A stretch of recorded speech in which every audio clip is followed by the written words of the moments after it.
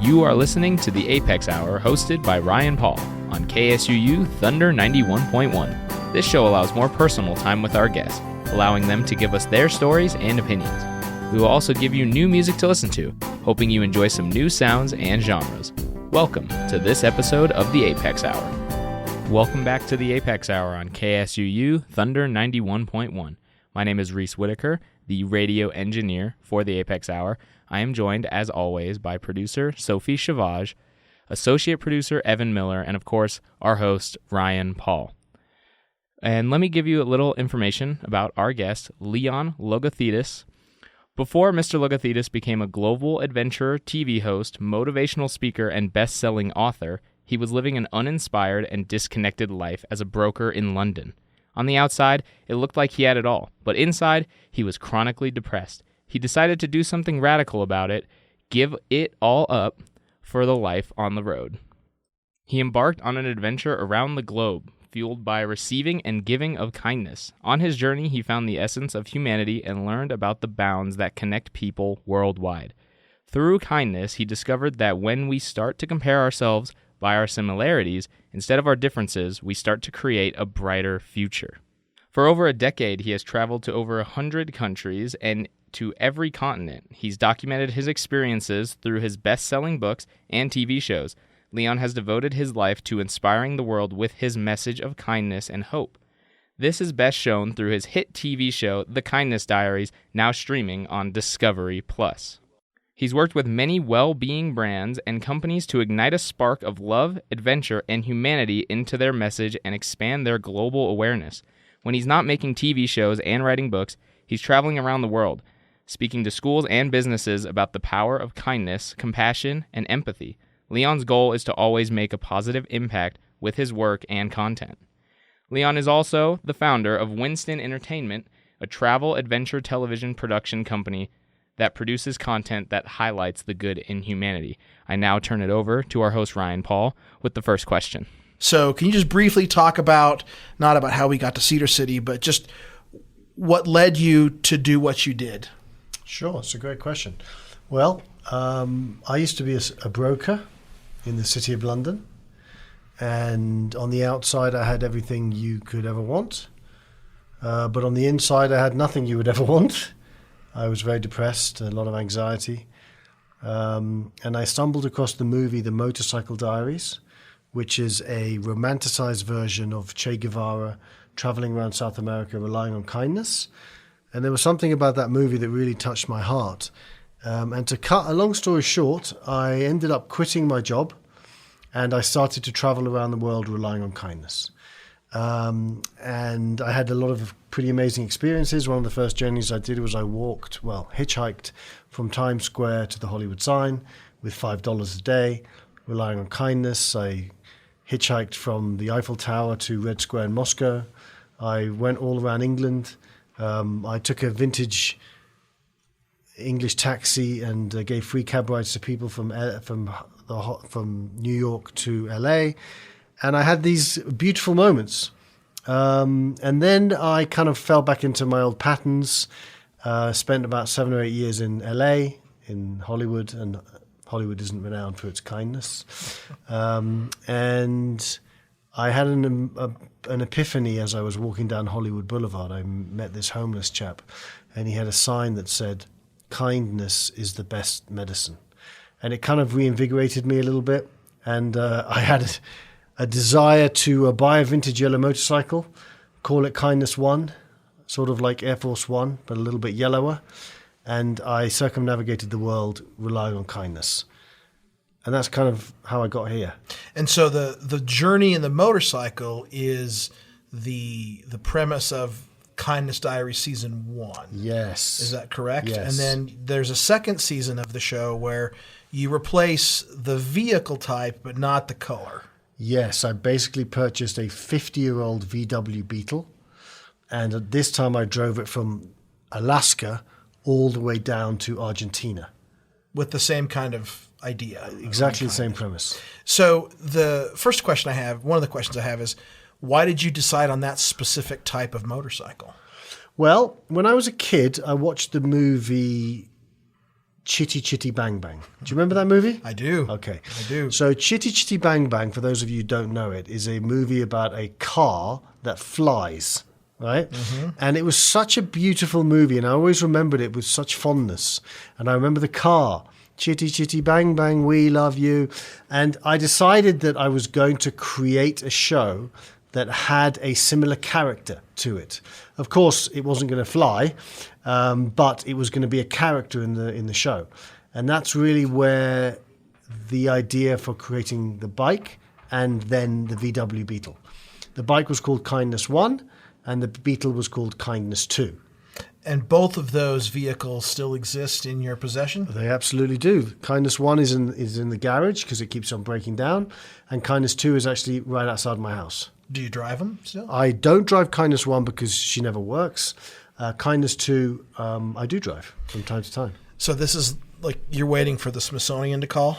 Maybe they will one day. Kindness 1? People will be like, oh my God, did you hear about Kindness 1 or Kindness 2? It'll be the same as Chitty Chitty Bang Bang.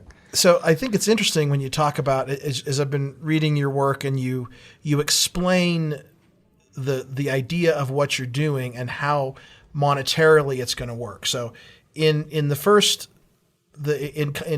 season, the motorcycle trip, you have gained a career, you have some funding, and you're going to provide opportunity for kindness for others, right? So it's not like just help me out. There are you reward some people for their kindness. Absolutely. Unsuspecting Good Samaritans get a life-changing gift. Right. And then can you talk about your rules for this trip? Like, how are you going to accept money? What does this mean? So the rules are very simple. I would have no money, no food, no gas, no place to stay, and I couldn't accept money.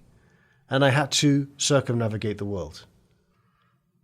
So I couldn't say to you, oh, here's $25 for a burger. Absolutely not. But if I took you to the burger place, yes, absolutely, I could do that. Yes, exactly. So it's not like I could give you money to fill your tank. I have to go with you and watch you do it or do it myself. Because it was all about the exchange of love, the exchange of generosity, the exchange of the human spirit, as opposed to, oh, here's $25, just leave me alone. Because otherwise you're just a panhandler. Yes, exactly.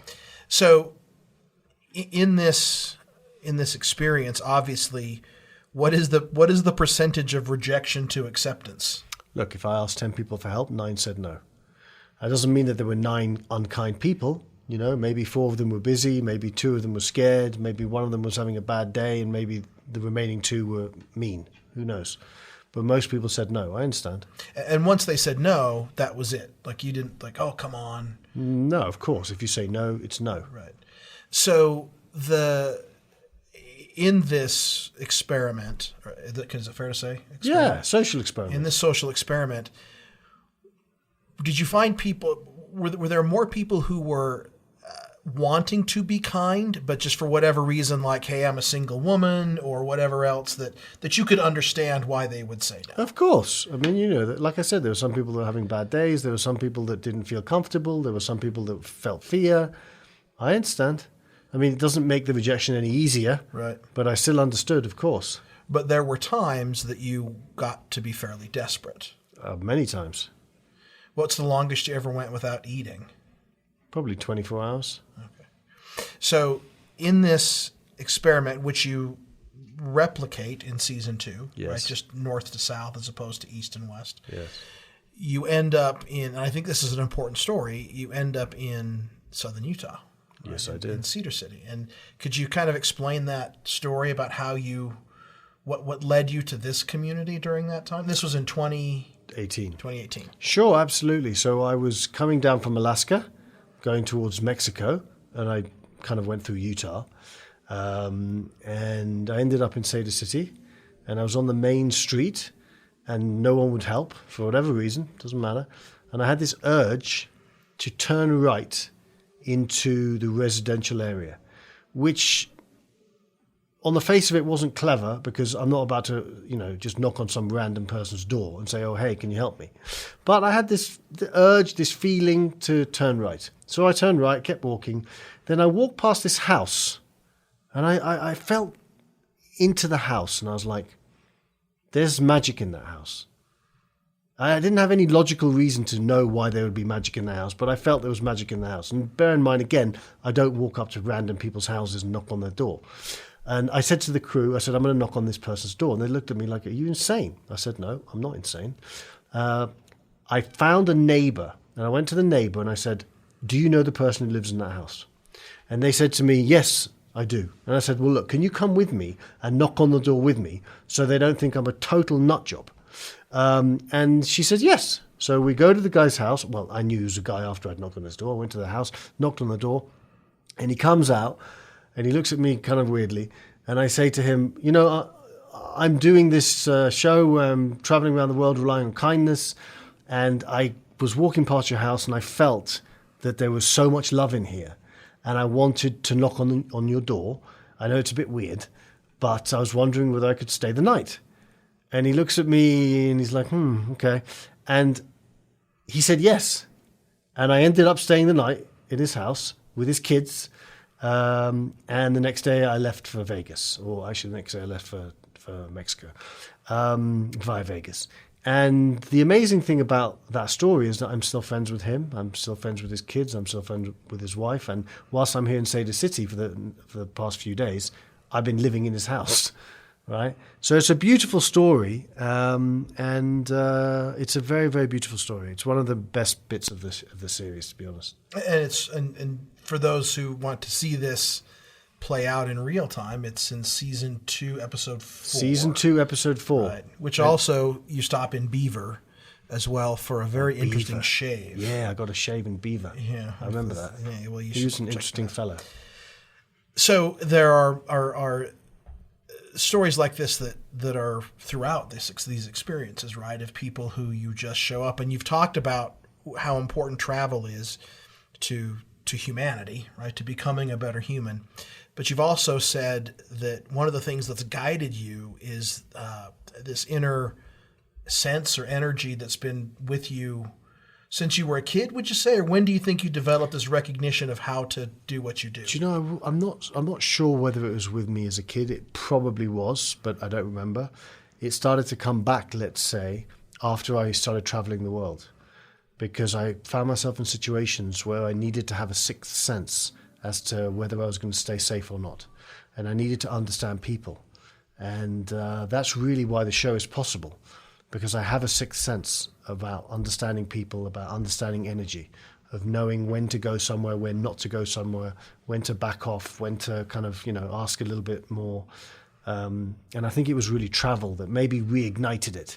Maybe I had it as a kid, but maybe it was squashed. And then as I started to travel and to be free, it kind of started to come back. So is the next step a yellow boat or submarine and travel the islands of the Pacific? It's a yellow submarine, for sure. Go. I will be going with Paul McCartney from Liverpool to New York. You might be surprised at how many people would be much more kinder if you were with Paul McCartney, right? They would be much kinder. Yeah. So what we like to do, and we've talked about this, is as we have our music breaks, our breaks in the show, we ask our guests for songs that mean something to them and have them say a few words about them before we play them. So the first break, in honor of Kindness 1 and Kindness 2, we are going to play the song that you selected, Yellow by Coldplay. So can you give us a little bit of a thought about why you chose this song? It's just such a beautiful song. It has just got so much poetry, so much beauty, so much simplicity, and it just has a lot of personal meaning to me. Okay. So let's hear Yellow by Coldplay.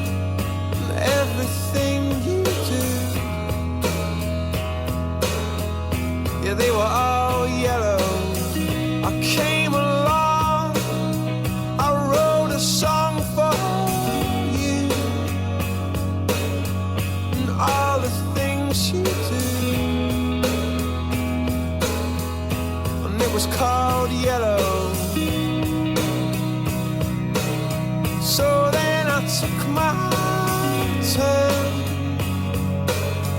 Oh, what a thing to have done. And it was all yellow.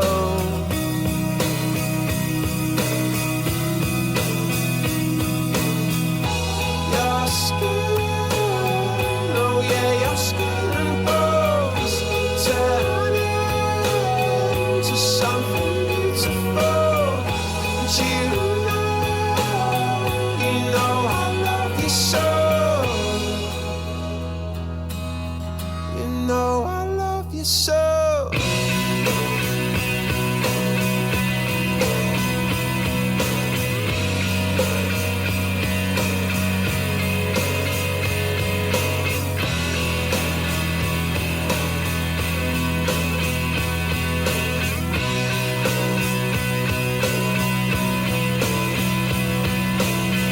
I swam across, I jumped across for you. Oh, what a thing to do. 'Cause you were all yellow. I drew a line, I drew a line for you. Oh, what a thing to do. And it was all yellow.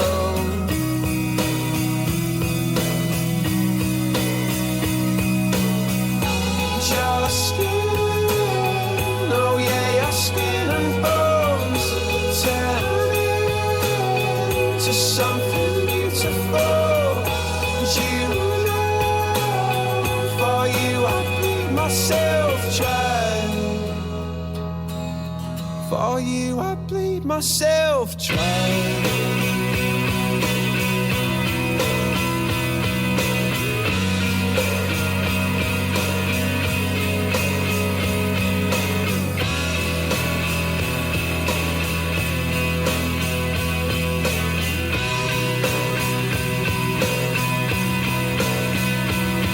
It's true.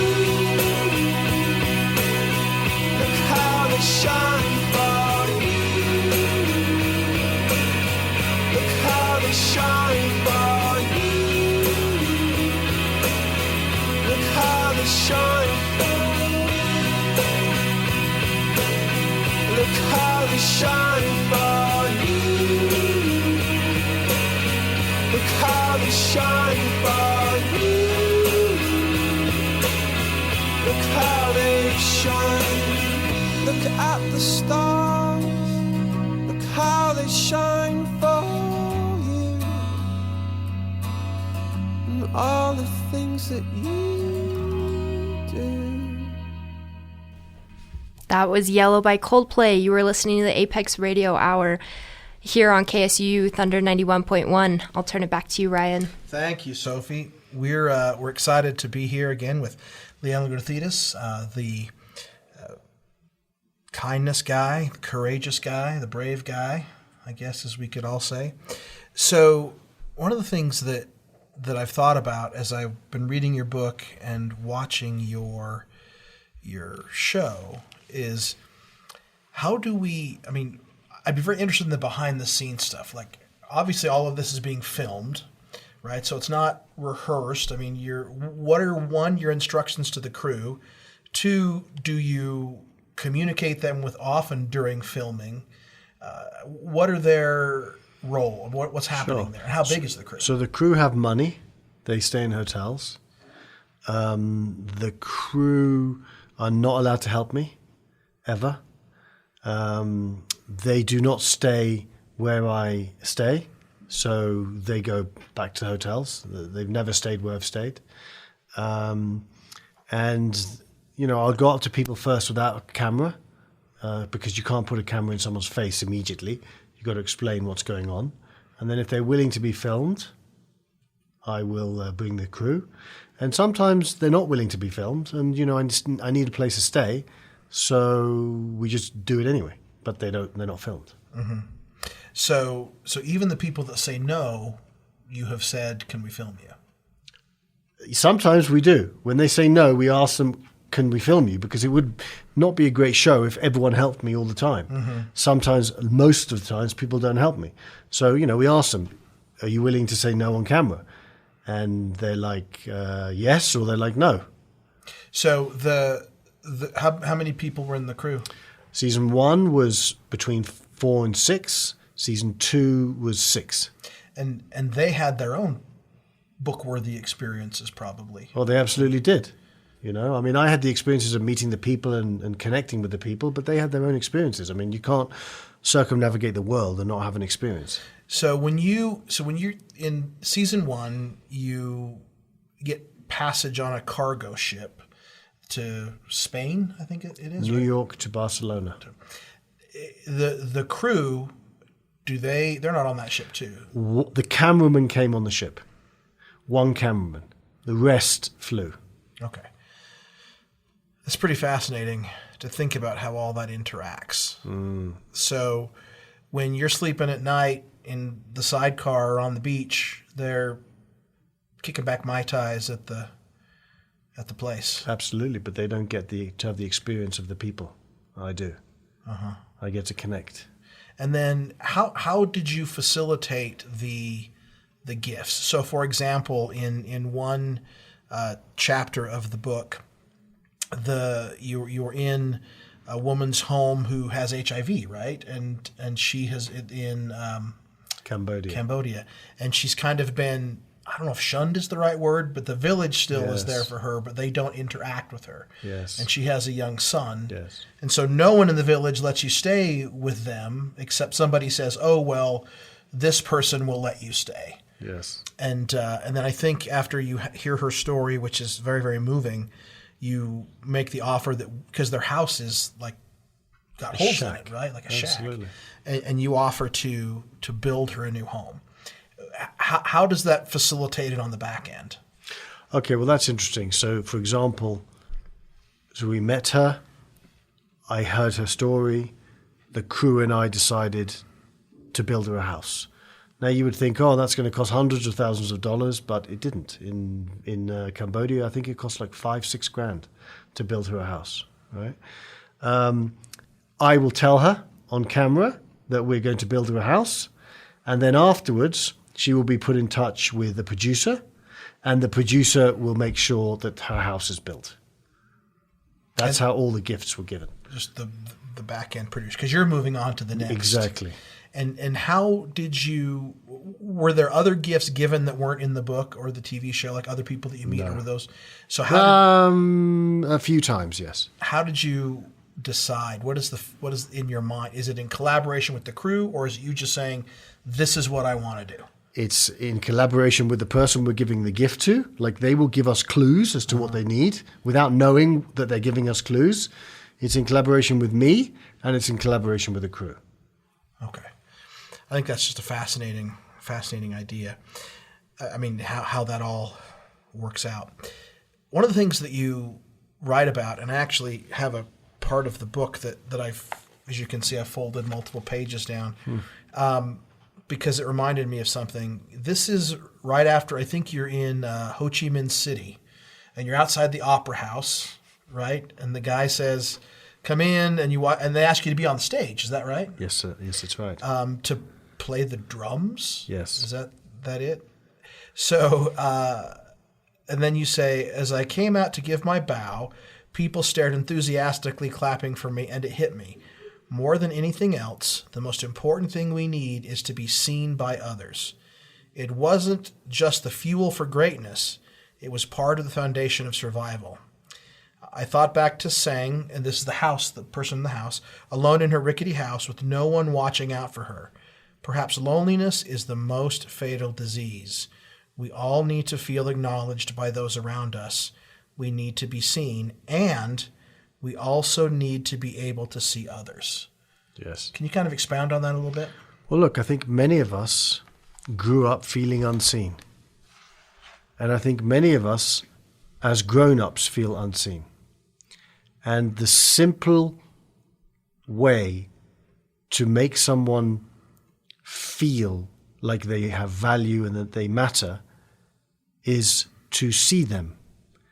And the best way to see someone is simply to be kind. And that's literally it. I've had experiences being seen, and I've had experiences of not being seen. Look, ultimately, we need to see ourselves, right? But we cannot live in a world where we are not seen and heard and loved by other people, because it's not the full human experience. So it's also it's also about seeing others as well as being seen. Yes, of course. You know, it reminds me, the reason I remember that is that as you and I have talked over the last couple of days, and I've mentioned that, well, and you've seen my office, that I'm kind of a bit of a comic book guy. And there's an issue of The Flash. Are you familiar with The Flash? Yes. From the 1960s. And on the cover is the Flash saying, "Stop, you've got to buy this issue, my life depends on it." It's the first time ever that kind of you had this breaking the fourth wall of the comic book. And the whole scenario is that there's this guy, this villain, who's invented this ray gun that if he shoots you with it, people forget you. Right? And it's so brilliant. In the bubble, the guy says, "And since our value, our impression of ourselves is tied so much in how others think of us, when people forget us, we disappear." So that was people forget about you, you just disappear into nothingness because all that's tied in. And so at the beginning of the story, the Flash had saved some kitten for a little girl. This guy zaps him with it. The Flash is disappearing, and people be like, "Well, they couldn't remember him." And just as he's at the point of disappearing forever, this little girl says, looking at her kitten, "Wait a minute, didn't somebody help me with this kitten?" And like that, the Flash comes back. And reading that section reminds me of this idea, specifically in the world of social media, right?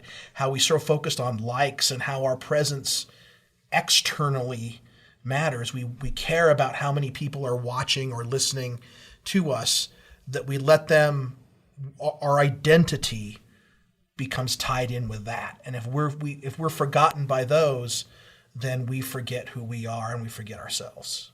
And that's a pretty sad place to be, right? Yeah. Where you need others to validate who you are. And that's why I say that ultimately we need to see ourselves. And also, of course, it's important to be valued, but not necessarily on a massive scale like on social media, but by one person, or by two people, or by some friends, or by a community. And I guess save a kitten. There you go. Then you won't disappear. It's going to disappear. I think that I'm wrapping my mind around this idea of kindness, but it also seems to me that you're not just being kind to people. You are not only seeing them, you are hearing and listening to them. Because you said they're giving you clues about these things, but you have to be pretty emotionally astute to pick up on what those clues are. Yes, you do. You have to understand human beings. Well, how did you gain that understanding then? Through a lot of pain, through a lot of reading, and through a lot of traveling. That's how. And we're going to move. This is a great way, I think, to transition into our next break, because if there's one, you've talked about the Motorcycle Diaries before, about how that influenced this journey. But if there's one film that encapsulates this idea of seeing family, individual stories, it's The Godfather. It is indeed The Godfather. And when you sent me this list of songs, I thought to myself, this has to be on there for a variety of reasons. So one of the songs you sent us was The Godfather Waltz, which is the main title of the film The Godfather, by Nino Rota and Carlos Savina.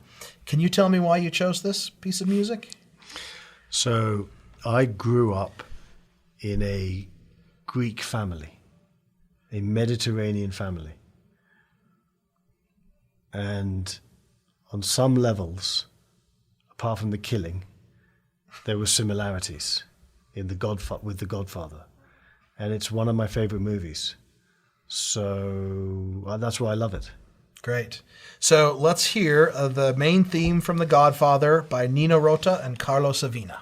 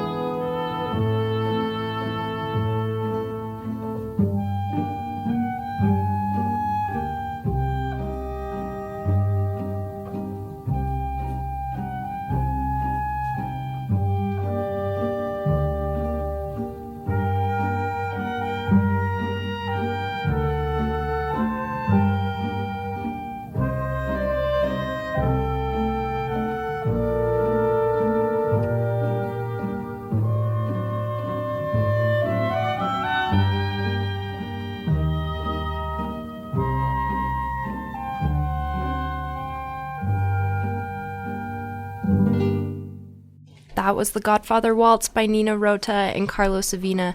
You were listening to the Apex Radio Hour here on KSUU, Thunder 91.1. I'll turn it back to you, Ryan. Thank you, Sophie. I am so glad you chose that song. That makes me smile. It really, really does. So we've been talking today about kindness, and your work now has shifted a little bit to courage and to bravery.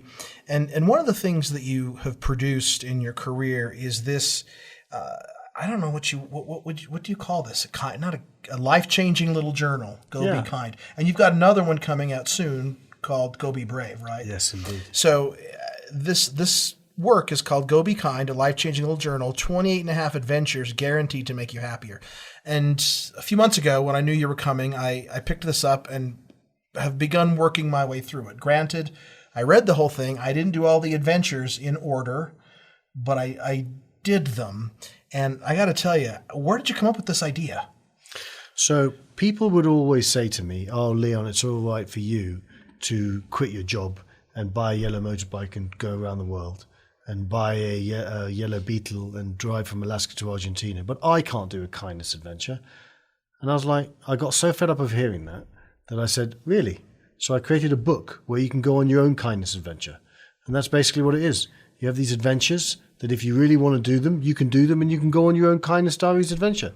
Yeah, and you're talking to trees, and you're which is amazing, and you're communicating with people, reaching out, and it really is asking you to look around you and be situationally aware of not just the world you're operating in, but the people in which you're operating with. I would go so far as to say it's not about seeing, it's about feeling. And that's why I give them all these crazy adventures, so that they can feel it. I want to read a little bit of it, if that's okay. So this is from Adventure 17, You Matter, right? And it talks about recognizing that everyone matters. And it says, every time someone reacts in anger, offer love. Because when we show someone else that they matter, even when they're being mean or rude or having a bad day, we show them that kindness isn't weakness. Kindness gives us strength, but kindness also asks us to be strong. So can you talk about this idea of how kindness really is strength? It's very easy if someone upsets you to be mean. It's very easy if you're having a bad day, to have a rage attack or whatever you want to call it. It's much harder to respond with calmness, with love, with dignity, with grace. Now, am I sitting here telling you that I always respond like that? Absolutely not, because I'm not perfect. But I try my best to do that. And if I respond with anger or rage or a lack of dignity, I will always be upset with myself, because that's not who I want to be. Yeah, this was just so amazing to me about what we value in the society, right? We preserve what we value what we preserve, and I think in our world sometimes we think what is cool, what is courageous, what is brave is not what we think of as being kind and caring. Right? We see that as something that is a weakness in many ways. And you say this, you realize something. It's an epiphany, I would say, that being cool is a lot simpler than doing all these amazing things, traveling, and it means being so honest and brave and creative and authentic that you don't need to be anything else but kind. Like this idea that people who are truly innately kind are so honest and brave and creative and authentic that they don't need to be anything else. Right? They're not posturing, they're not living up to the ideal that someone else has told them. Is that fair to say? Yeah, absolutely. It's about sharing your humanity with others. Yeah, and you have this great Muhammad Ali quote, "Service to others is the rent you pay for your room here on earth." The great Muhammad Ali. And I think about in your journeys, the kind of rent you've paid, right? I mean, you've paid rent just in a very different way. Yes. I mean, look, the version of me that you see in the Kindness Diaries, you see in Go Be Kind, is the best version of me. Right. The worst version of me, you probably wouldn't be having me on your radio show right now. So, again, I'll say it again, there's no perfection. I would argue that we would be having you on the radio show. There'd just be a little E next to the thing. Maybe. So this is what changed me. In fact, I read this and I asked my wife. I said, "You've got to hear this. Come here," because it really made me think. So you finish this page with the quote from Muhammad Ali: "Service to others is the rent you pay for your room here on earth." And then you say, I mean, how cool is that? We all know people who are able to do this. They are kind because they are confident. Confidence creates kindness, creates confidence, creates kindness. Right? And I keep thinking, going back to this idea that and then you say, maybe we should create fan clubs for people who are kind. Yes, I think we should. Right? But this idea that to be, I mean, we think about what it means in the world's definition of masculinity, to be a man, to be heroic, right? To be brave. But what you're saying is that the people that are truly kind are the bravest, most courageous, confident people that we know, because they're willing to stand up for an ideal that doesn't really exist much anymore. Is that? I would say definitely. I would say you'll probably find a lot of very secure, kind people. That doesn't mean that you can't find some insecure, kind people. You can as well. But strength is being kind. It is not a weakness to be kind. And really, I want to define kindness. To me, kindness is simply helping someone feel less alone. That's it. That's literally it. Because whenever you do a kind act that inspires someone or makes someone feel like they matter or they have value, you're simply making them feel less alone. And everyone can relate to that. It's simple. It's not weak to show someone that they are not alone. It's strength. Because we all know, all of us know what it's like to be alone. We all do. At some point. And what's interesting is in the adventure, in this particular adventure about the kindness is cool, you ask us to write, and you provide the space to write someone who that person who we've defined that way. And I did. And I wrote somebody down, and I didn't tell them that I wrote them down, but it really causes us to evaluate those people in our lives who should be in our lives.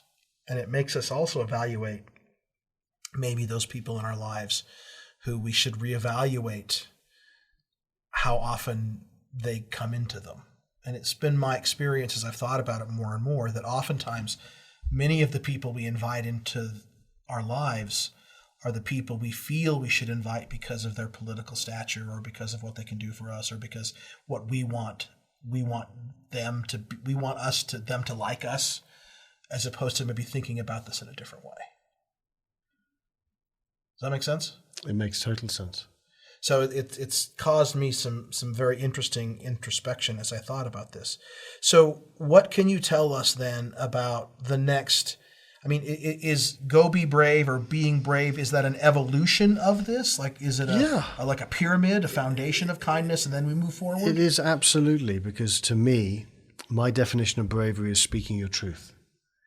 And we live in a society where it's hard to speak our truth, where it's hard to be vulnerable, where it's hard to share our pain, where it's hard to stand in our power. And being kind is being vulnerable, right? So it begins from there. Being kind is, in fact, a part of being brave. And then, of course, it goes to a wider perspective and being brave in many areas of our lives, speaking our truth. We all have things going on inside us that we don't want to share. And I promise you, if you share them with someone safe, it's the seed that builds the greatest oak tree. You have to water it, you have to keep going, but you speak your truth to someone safe. It's interesting. I've been thinking about this as you've shared this analogy of the oak tree, right? Because if you look at tree rings, you can see seasons of lots of moisture and seasons of little moisture, but you see a ring each season. So when we talk about watering this oak tree, it sometimes you will water it with abundance, and other times maybe just a drop or two. But the focus is you got to keep doing it. Absolutely. And the seed represents the moment of speaking your truth, and the watering represents the moment of taking action, being courageous, and the actual oak tree represents the magnificent life that you will live if you are brave and courageous. So what do you say to someone who says, I honestly don't know what my truth is? How do you find your truth? It's a very good question. The fact that you don't know your truth, and you know you don't know your truth, is actually not such a bad place to be, because you have an awareness that you want to get somewhere, but you don't know how to get there. So keep sharing it. Journal, speak to your friends, keep going there, read books until you get to the place where you understand what your truth is. But you just keep on going, keep journaling, keep speaking, keep watching documentaries, keep watching movies, keep connecting with like-minded people. And at some point, your truth will germinate. And by doing that, you'll be in a position to recognize what your truth is. Yes, absolutely.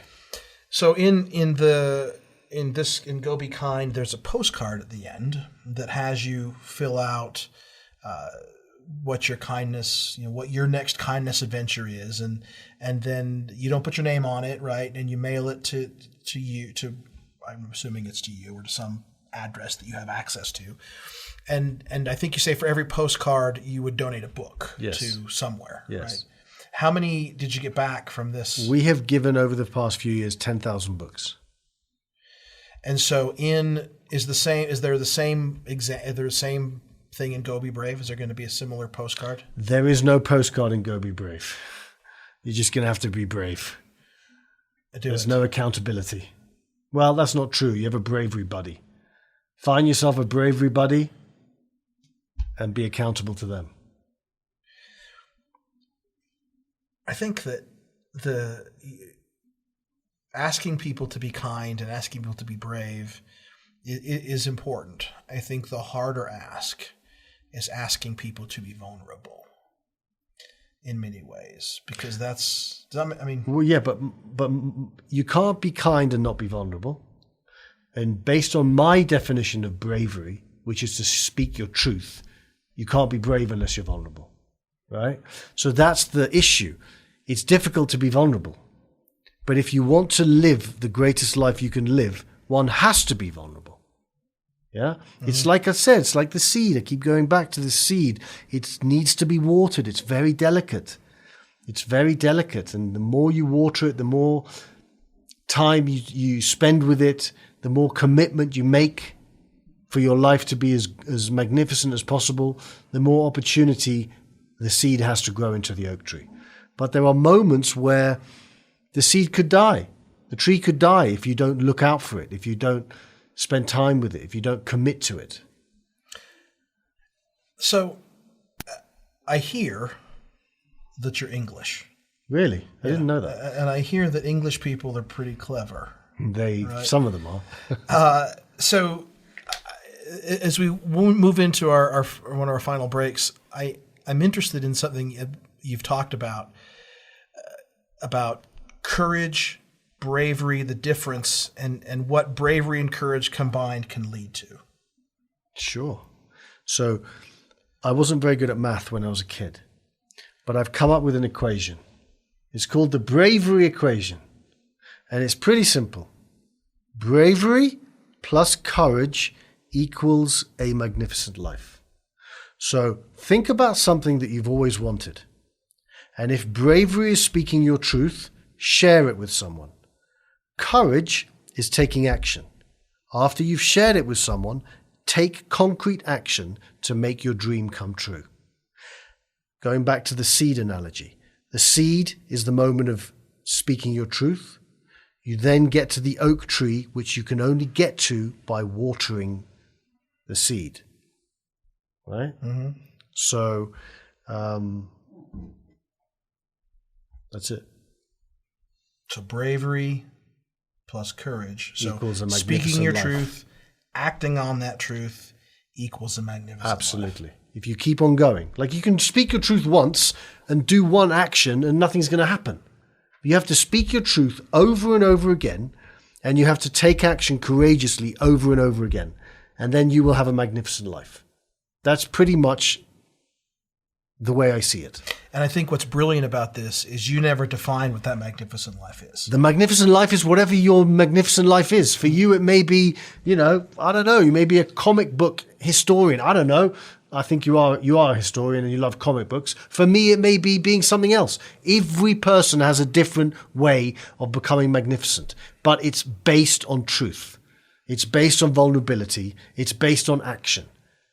And it's based on kindness. And it's based on kindness, because kindness is being vulnerable. Well, let's move into our final break with someone who I think has lived a magnificent life, Sir Elton John. Sir Elton John, the legend. And you have selected from his vast body of work a song called "I'm Still Standing." Can you share with us why you selected this song? That's a great question. So, we all go through storms in our lives. Every single one of us. I am not unique. I have been through a storm. And every time I was in that storm, I would listen to this song and I would say to myself, I'm still standing. And that's why I love that song. Okay. Because I'm still standing and so are you. Let's listen to I'm Still Standing from Elton John. You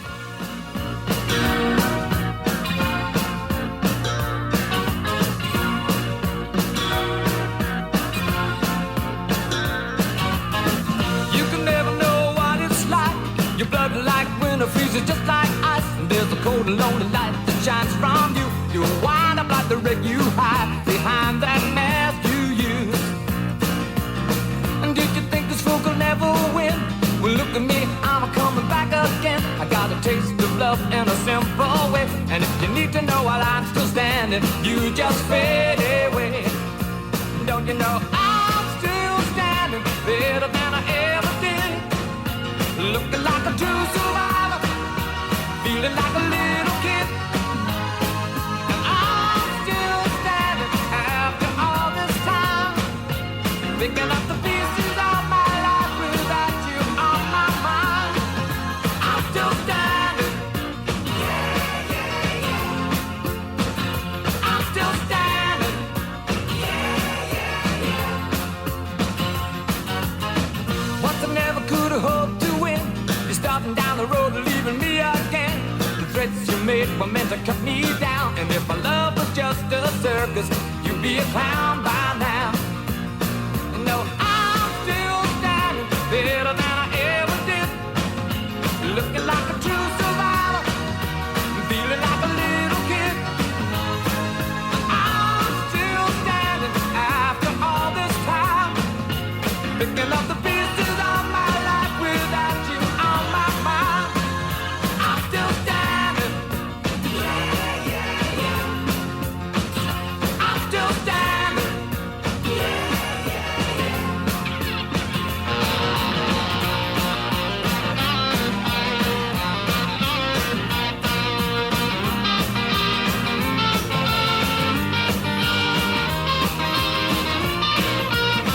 Don't you know that I'm still standing better than I ever did? Looking like a true survivor, feeling like a little kid. I'm still standing after all this time, picking up the pieces of my life without you on my mind. I'm still standing. Yeah, yeah, yeah. I'm still standing. Yeah, yeah, yeah. I'm still standing. Yeah, yeah, yeah. I'm still standing. Yeah, yeah, yeah. I'm still standing.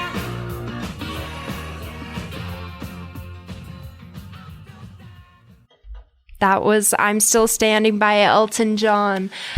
I'll turn it back over to you, Ryan. Thanks, Sophie. We're into our final segment here on the Apex Radio Hour. It's one we always enjoy. It's one of my favorites, and this is what we call the joy question. So we'll start with our guest, Leon Logothetis. What are you currently watching, reading, or listening to that is bringing you joy? So I am watching the show called The Offer on Paramount Plus about the making of The Godfather. And it's quite incredible. It's really quite incredible. Like some of the iconic scenes, you see the backstory of what happened. It was very beautiful. What am I reading? I'm reading Go Be Brave, believe it or not, because I just like reading my books before they come out. So whatever. I'm reading Go Be Brave. And what was the other question? What are you listening to? I'm listening to I'm Still Standing by Elton John because I'm still standing. Yeah. So when you read Go Be Brave, do you do the adventures with yourself? I do. I did all the adventures. Absolutely. Good for you. All right. Reese Whitaker, what are you currently watching, reading, or listening to that is bringing you joy? So, as I was talking about with Evan during the break, last night SUU women's basketball had a crazy ending in the WAC basketball tournament, so our postseason tournament, where one of our stars, Sharita Doherty, shot a three-pointer down by 2 with 2 seconds to go and made it from a little farther than the typical three-point line, and she sent us to the semifinals and it was amazing. And our own Thunder 91 sportscaster, Anthony Colasuno, had an amazing call of the game for our station, and we were listening to it earlier today, and it was just so fun to relive it through him. Cool. Evan Miller, what are you currently watching, reading, or listening to that is bringing you joy? So I'm going to kind of bounce off the sports with Reese. No pun intended. No. I don't know if it's watching, reading, or listening to, but just recently my intramural basketball team went to the championship for the B League losers bracket. So it was pretty awesome, but we got to play in the AFEC, and it was a lot of fun playing with that team and get to know those guys a little bit better. So I think listening to those guys and getting to know them on a deeper level, because I didn't know any of them before we started, but to play through a championship was actually pretty fun. Although we did lose, but yeah. Well, losing is only a state of mind, right? Yeah. Sophie Javage, what are you currently watching, reading, or listening to that is bringing you joy? Okay, so this kind of shows my nerd side, but we were at the beach for spring break, and I didn't bring a book because I had no room in my backpack, but my friend brought this book, and he's a really big, bio nerd. I don't know, it was a weird book, but it has brought me so much joy this week because it's called The Seven Daughters of Eve, and it talks about how, so I love learning how people are connected and interconnected and how we all kind of tie in together and think and act and move alike and stuff like that. And it talks about how everyone can be tied back to these 7 different women in history. And it's just such a fascinating book. And the scientist who wrote it writes it with humor. It's not like a boring science book. And I don't know, that brought me so much joy reading that. I never ever thought I'd ever say that, but I thoroughly enjoyed that. 7 Daughters of Eve. So yeah. Okay, Ryan, what are you currently watching, reading, or listening to that's sparking you joy this week? I just finished on Apple TV season 3 of a show called For All Mankind.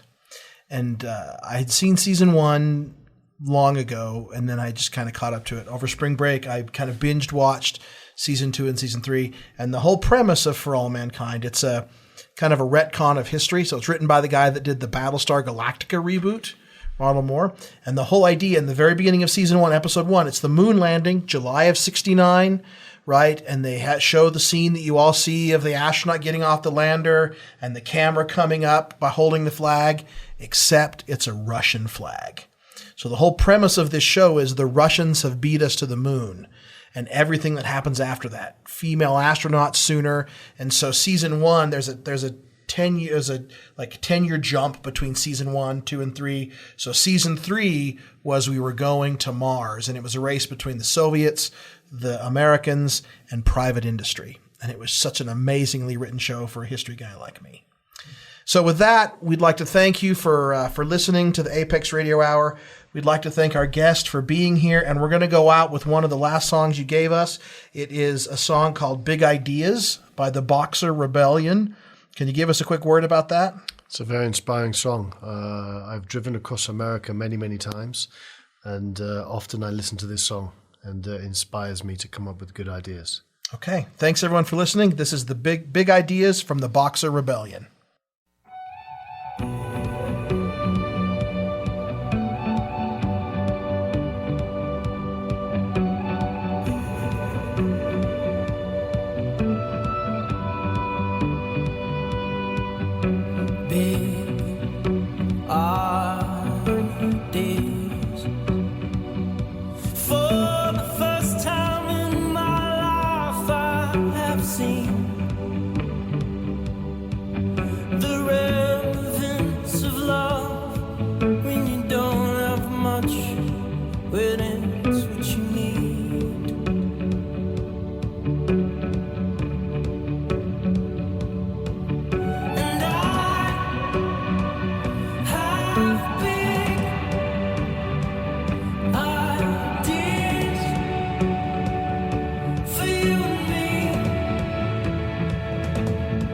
I feel lucky with the worst luck that I met you when I felt messed up. I feel lucky with the worst luck that I met you when I felt messed up. Wish I'd met you now before you broke it up.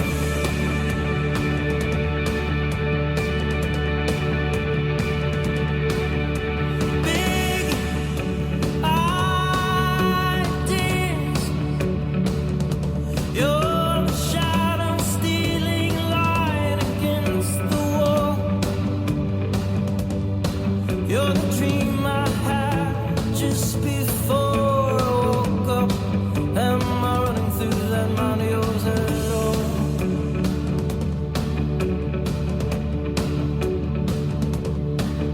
And I have big ideas for you and me. I feel lucky with the worst luck that I met you when I felt messed up. I feel lucky with the worst luck that I met you when I felt messed up. I feel lucky with the worst luck. Wish I'd met you now before you broke it up.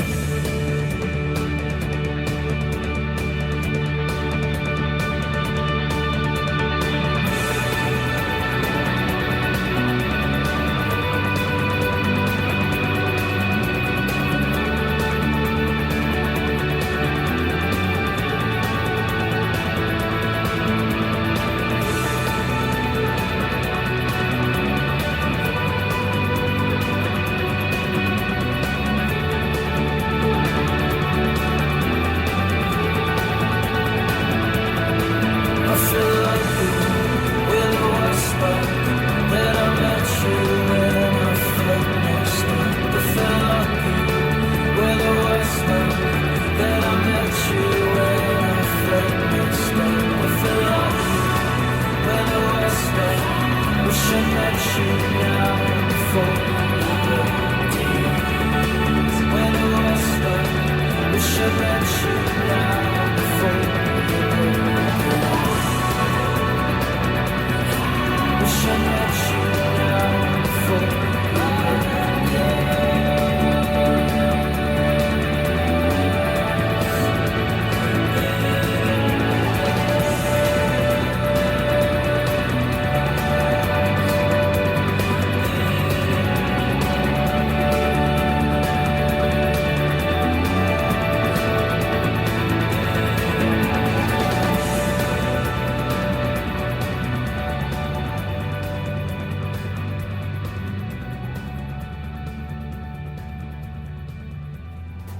Thanks so much for listening to the Apex Hour here on KSUU Thunder 91.1. Come find us every Thursday at 3 p.m. right here on Thunder 91. We would love for you to come to our events on campus. For more information, check out suu.edu/apex. Until next time, that was the Apex Hour on Thunder 91.1.